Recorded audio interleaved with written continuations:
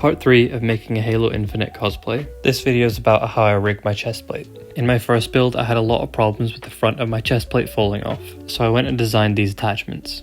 I start off by roughing any surface that's going to be glued with 80 grit sandpaper. I position the piece on the back chest plate and then use super glue kicker to lock it in. I designed this to have 2 slots for 20mm magnets either side. I use 80 grit sandpaper to rough up the surfaces of the magnet. I then super glue the magnet in place. I purposely added an extra millimeter of depth to these holes so that when the second part of the magnet sits on there it locks into place. I use 80 grit sandpaper to rough up the surface of the magnet and the inside of the front of the chest plate. I place the second part of the magnet on top of the first part and add 4 dots of super glue. I spray some kicker before placing the parts together.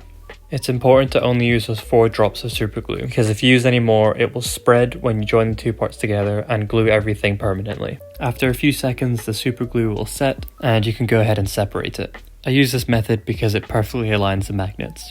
Just to be safe, I add more super glue and hit it with some kicker to make sure that second magnet is secure. There are slots for 4 magnets total, but I've found that 2 will do the trick. I feel like adding any more than 2, you'll probably get stuck in there.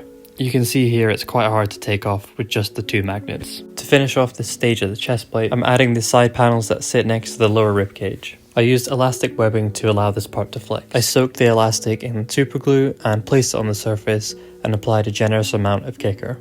This does create an exothermic reaction, so just watch out for your fingers and don't burn them.